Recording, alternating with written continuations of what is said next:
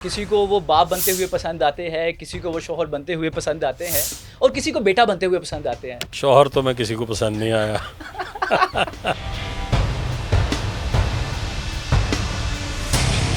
जब आपका करैक्टर आता था खामोशी हो जाती थी। क्या कोई ऐसी चीज़ आप एक्ट करने से पहले करते थे कि लोगों का दिल भा लेते थे? वो दौर टीवी का दौर था। 26 साल मैंने थिएटर किया और नॉन स्टॉप किया है। 365 दिन में से 5 एक छुट्टियां बनती होंगी। 360 दिन काम किया है 26 साल। वसीम अब्बास को पहले पैसे कितने मिले थे? थिएटर में सर सुहेल अहमद अजीजी, जी उनको आप लेके आए। सुहेल को मैंने स्क्रिप्ट दे दिया। मुझे ये एतमाद होता था कि ये जो कैरेक्टर इन्होंने चूज किया है इनसे अच्छा और कोई नहीं कर सके।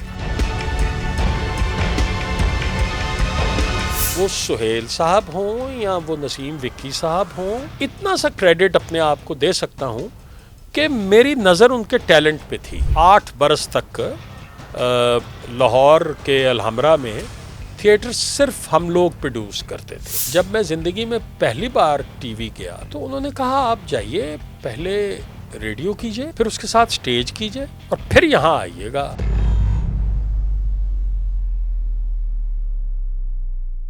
और एक सीन आता है लंडा बाजार का और महर चराग आते हैं तो सारे चुप हो जाते हैं। अचानक से फिर कुछ दिन के बाद फिर एक ड्रामा हम देखते हैं और वो ड्रामा है फैमिली फ्रंट, और उसमें भी आज़म आते हैं। ये कोई भी करैक्टर करते हैं दिल को भा लेते हैं। फैमिली वाले इकट्ठे हो जाते हैं कि आज वसीम अब्बास का ड्रामा लगेगा। नाम वसीम अब्बास नहीं है, नाम उनके करैक्टर का है। किसी को वो बाप बनते हुए पसंद आते हैं, किसी को वो शौहर बनते हुए पसंद आते हैं और किसी को बेटा बनते हुए पसंद आते हैं। ऐसे वर्साटाइल एक्टर कि जब उनको देखते हैं तो इमोशंस साथ जुड़ जाते हैं। ऐसे लगता है कि मैं ड्रामा नहीं देख रहा बल्कि एक बायोग्राफी देख रहा हूँ और मेरे सामने सब कुछ हो रहा है। ऐसी फीलिंग्स आ रही होती थी। तो आज हमारे इस पॉडकास्ट स्टूडियोज़ में वसीम अब्बास हैं। मुझे यूँ महसूस हो रहा है कि मैं वो अपने बचपन में के ज़माने में चला गया हूँ। एक तरफ मेरी वालिदा हैं, एक तरफ मेरे वालिद हैं, मेरे बहन भाई सारे बैठे हुए हैं और छोटा सा पीटीवी का चैनल जो है वो छोटे से टीवी पे आ रहा है। वो हमारे यहाँ सर वो जो टीवी था वो ब्लैक, हालांकि मेरी उम्र इतनी ज़्यादा नहीं लेकिन मैंने वो ब्लैक वाला टीवी देखा है। और सर जब आते थे और सब हम इकट्ठे हो जाते, खामोशी हो जाती थी। इतना अब्बा जी के आने पे भी खामोशी नहीं होती थी। अब्बा जी से डर तो होता था लेकिन जब वसीम अब्बास का करैक्टर आता था तो खामोशी हो जाती थी। आज पॉडकास्ट स्टूडियोज़ में वही खामोशी फील कर रहा हूँ। बात करते हैं। सर क्या हाल है? ठीक है अल्हम्दुलिल्लाह, अल्लाह का सर। एहसान है। मुझे वो याद है वो पीटीवी का ज़माना। मेरी वालिदा, अल्लाह उन्हें गिरके रहमत करे, जन्नत में जगह अता फरमाए, वो होती थी, मेरे वालिद, पूरी फैमिली होती थी और हमारा एक कमरा होता था जिसमें टीवी होता था। और सर जब आपका करैक्टर आता था खामोशी हो जाती थी। सर वो कैसे अंदर से आवाज़ निकल रही होती थी? क्या कोई ऐसी चीज़ आप एक्ट करने से पहले करते थे कि लोगों का दिल भा लेते थे? देखिए, एक तो मैं आपकी बड़ी मेहरबानी कि आपने मेरा तारुफ इस अंदाज से करवाया। मैं उसमें एक छोटी सी करेक्शन कर दूँ अगर आपकी प्लीज़ इजाज़त प्लीज़ हो। Please sir. आपने फरमाया कि बाप बन के आते हैं तो सबको पसंद आते हैं, शौहर बन के आते हैं तो सबको पसंद आते हैं। भाई शौहर तो मैं किसी को पसंद नहीं आया। सर ये बाप आपका निजी बहरहाल मामला है। बाप बहरहाल मैं पसंद आया हूँ अपने बच्चों को, अल्लाह का शुक्र है। तो अब हम आ जाते हैं आपके सवाल पे।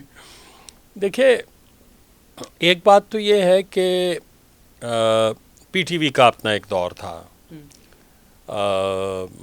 मेरा ख्याल है उस दौर में तो आप शायद पैदा भी ना हुए हों, या अगर हो चुके होंगे तो बहुत ही छोटे होंगे। बिल्कुल सर, मैंने पीटीवी का क्योंकि आप अगर 96 की बात कर रहे हैं, जी जी जी बिल्कुल, जब हमने फैमिली फ्रंट शुरू किया और ये लंडा बाज़ार शुरू किया। सर तो ये जो ड्रामा से ये दोबारा फिर रिपीट हुए हैं जी, वो तो 2008 और 9 में जब मैंने देखे हैं। जी वो होते रहते हैं जी जी पीटीवी पे। वो अक्सर होते रहते हैं। और अब तो आप यूट्यूब का ज़माना है, आप सोशल मीडिया पे जाएं तो आपको वो पुराने से पुराना ड्रामा जो है वो भी मिल जाएगा। इवन 83 में हमने समंदर किया था, तो समंदर कई मरतबा मेरा दिल चाहता है देखने को, तो मैं देख लेता हूँ उस पर।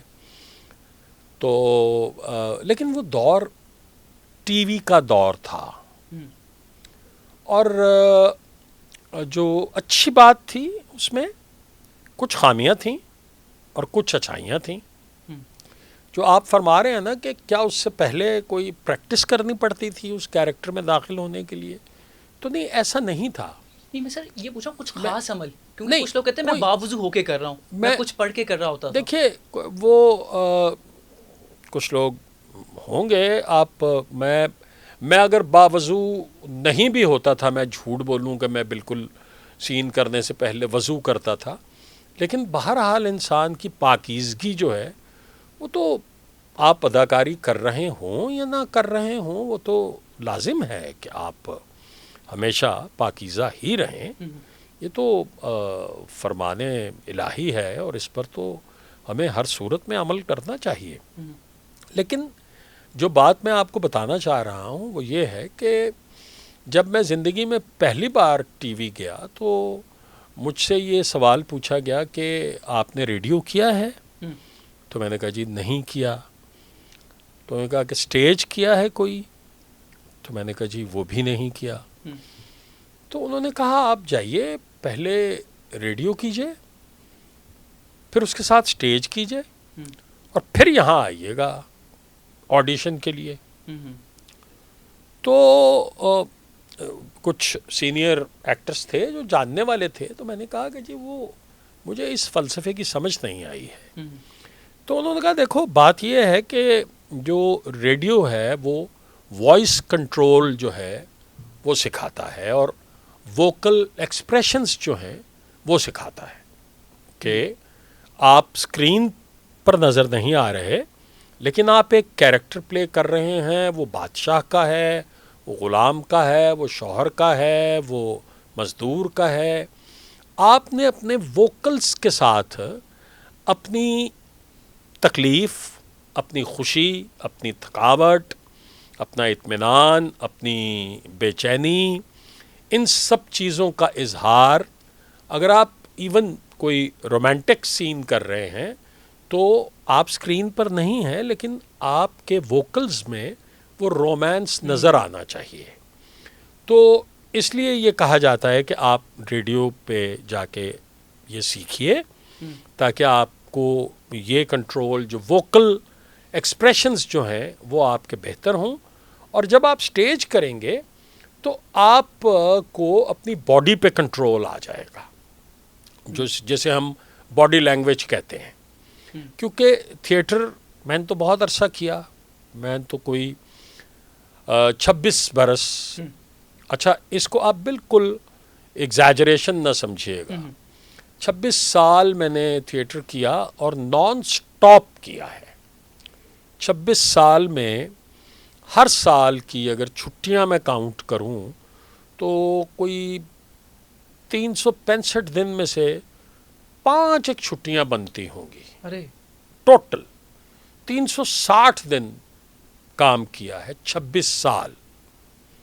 और अल्हम्दुलिल्लाह सिर्फ पाकिस्तान में ही नहीं, दुनिया भर में काम किया है, इवन इंडिया में थिएटर किया है। और थिएटर आपको बहुत कॉन्फिडेंस देता है क्योंकि लाइव परफॉर्मेंस है। आपको जब आप पहली दूसरी मर्तबा करते हैं तो आपकी समझ में नहीं आता कि आपने हाथ कहाँ रखने हैं। कभी आप बांध लेते हैं, कभी आप पीछे कर लेते हैं, कभी आप कमर पे रख लेते हैं, कभी आप सोफ़े का सहारा ले लेते हैं, क्योंकि आप कॉन्शियस होते हैं। आहिस्ता आहिस्ता आहिस्ता आहिस्ता आपको अपनी बॉडी पे कंट्रोल आ जाता है। तो आप कैजुअली फिर बिहेव करते हैं। मतलब अगर आप खड़े भी हैं तो आपको ये महसूस नहीं हो रहा कि लोग मुझे देख रहे हैं तो मेरा स्टांस क्या है, मैं किस अंदाज में खड़ा हूँ, मुझे किस अंदाज में खड़ा होना चाहिए।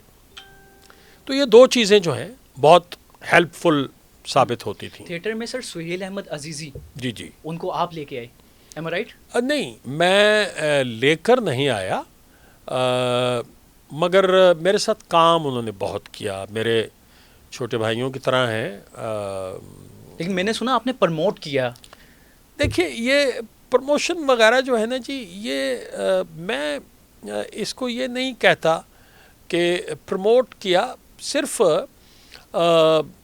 जो आप इतना सा, वो भी मैं समझता हूँ कि मुश्किल है कहना, अगर आप इतना सा क्रेडिट ले सकते हैं तो वो ये ले सकते हैं कि आपको एक टैलेंट नज़र आ रहा है वो सुहेल साहब हों या वो नसीम विक्की साहब हों, जिन लोगों के बारे में ये कहा जाता है कि मैंने उन्हें बहुत सपोर्ट किया, तो मैं इतना सा क्रेडिट अपने आप को दे सकता हूँ कि मेरी नज़र उनके टैलेंट पे थी कि यार ये इनमें बहुत ज़्यादा स्पार्क है और ये कोई भी किरदार जो है उसे बहुत खूबसूरती से निभा सकते हैं। सर, शुरू के दिनों के ऐसे कोई वाक़यात सुहेल अहमद अजीज़ी के कैसे थे? फैमिली कैसी थी? वो गरीब फैमिली से थे, अमीर फैमिली से थे, कैसे? नहीं, उनके वालिद जो हैं वो रिटायर्ड डीएसपी थे जी। मतलब उस वक्त जब सुहेल साहब ने काम शुरू किया तो उस वक्त तो वो सर्विस में थे ना, तो कोई गुर्बत या इस तरह की कोई बात नहीं थी। और नसीम विक्की के भी कोई वकील ने मेहनत की है, लेकिन कोई ऐसा नहीं है कि कोई फाका कशी या ऐसा कोई वो नहीं। एक मेहनती बच्चा था हमेशा से। लेकिन इतना ज़रूर है कि उस दौर में कोई करीब 8 बरस तक लाहौर के अलहमरा में थिएटर सिर्फ हम लोग प्रोड्यूस करते थे। हमारी एक थिएटर कंपनी थी, 3 हम उसमें पार्टनर थे, जिसमें एक मैं था, एक ज़ुबैर साहब एक्टर जिन्होंने लुड्डन मियाँ किया था और बड़े फेमस हुए थे, और एक नईम भट्ट साहब जो अल्हम्दुलिल्लाह वो बारिश हो चुके हैं और तबलीग की तरफ वो जा चुके हुए हैं बहुत अरसे से, बहुत ज़माने से। तो हम 3 लोग होते थे और अलहमरा की डेट्स जो हैं वो हमारे पास ही होती थी सिर्फ। तो सर, वसीम अब्बास को पहले पैसे कितने मिले थे? मैं ज़रा इसको थोड़ा सा मुकम्मल कर लूँ, फिर मैं पैसों पे भी आता हूँ। तो ये होता था कि हम तीनों ने अपनी अपनी ड्यूटीज़ बांटी हुई थी। यानी एक की जिम्मेदारी ये थी कि उसने बुकिंग संभालनी है, वो सारा कैश वैश का जो है निज़ाम वो उसके हाथ में होता था। एक की जिम्मेदारी थी कि होम डिपार्टमेंट जाना है, स्क्रिप्ट की उस वक्त एक स्क्रूटनी होती थी, स्क्रूटनाइज हो के आता था स्क्रिप्ट, वो अप्रूवल, वो वहाँ के चक्कर। और मेरी रिस्पॉन्सिबिलिटी थी कि मैंने कास्टिंग करनी होती थी और किसी वक्त प्ले को डायरेक्ट करना होता था, हर प्ले को नहीं, किसी प्ले को। तो मैं ये करता था कि मैं स्क्रिप्ट जो है वो दे देता था, जैसे सुहेल को मैंने स्क्रिप्ट दे दिया या विक्की को मैंने स्क्रिप्ट दे दिया कि चुपके से इसको ले जाओ, कल हमने इसकी फर्स्ट रीडिंग करनी है, जो कैरेक्टर तुम्हें लगे कि ये तुम्हें सूट कर रहा है और तुम ये करना चाहते हो वो मुझे कान में आकर बता देना। ठीक है।